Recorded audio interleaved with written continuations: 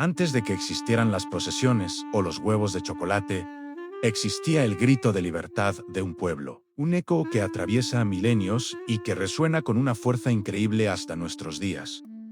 Pesaj no es solo una fiesta religiosa, es mucho más, es la raíz misma de la cual brota toda la Semana Santa que conocemos. Hoy, en Entre Luces y Sombras, vamos a hacer un viaje en el tiempo. Retrocederemos 3000 años para desentrañar el origen de la Pascua judía, para descubrir el significado oculto del Cordero y para entender por qué la liberación de Egipto sigue siendo hoy por hoy el símbolo más potente de la humanidad, una historia de esperanza que nos pertenece a todos.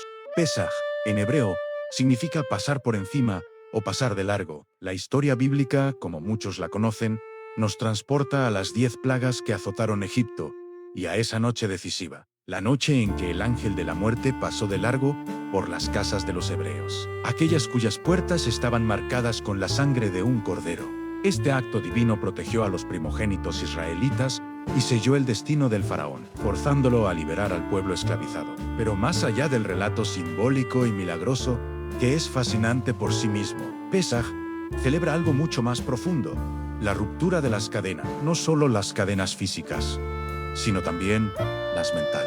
Para el pueblo hebreo, dejar Egipto no fue simplemente un cambio geográfico, un traslado de un lugar a otro. Fue una transición espiritual fundamental, el paso de una mentalidad de esclavitud a la enorme y a veces abrumadora responsabilidad que conlleva ser libre. Fue el nacimiento de una nación, forjada en el desierto y definida por un pacto de libertad y ley. Este evento no solo cambió su historia, sino que sembró una idea revolucionaria en el corazón de la civilización occidental, que ningún ser humano está destinado a ser propiedad de otro y que la lucha por la libertad es la más sagrada de las misiones. Cada elemento en la mesa del Seder de Pesaj es un capítulo de esta historia, un símbolo cargado de memoria y significado.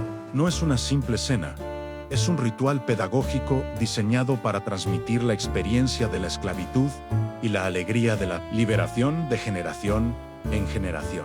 Las hierbas amargas, el maror, nos hacen sentir en el paladar el dolor y la amargura de la servidumbre en Egipto. El pan ácimo, la matzá, ese pan plano y sin levadura, nos recuerda la prisa con la que tuvieron que huir, sin tiempo siquiera para que la masa fermentara y leudara. Es el pan de la aflicción, pero también el pan de la libertad repentina.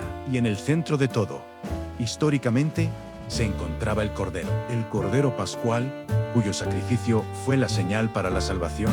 En mi libro, Entre Luces y Sombras, hablamos de cómo esta figura del Cordero sacrificado en Pesaj no es un detalle menor, sino que se convierte, siglos después, en el símbolo central del cristianismo.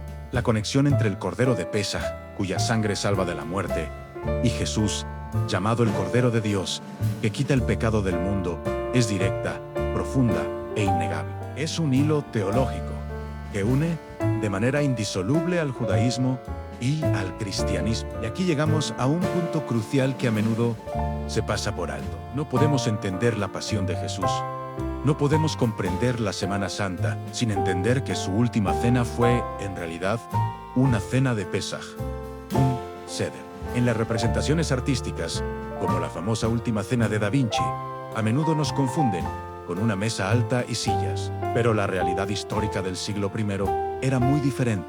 Jesús y sus discípulos estaban reclinados en divanes, alrededor de una mesa baja, celebrando el ritual judío más importante del año. Tal como dictaba la tradición, cuando Jesús tomó el pan ácimo, lo partió y lo repartió diciendo: «Este es mi cuerpo». Y luego compartió la copa de vino diciendo: «Esta es mi sangre del nuevo pacto».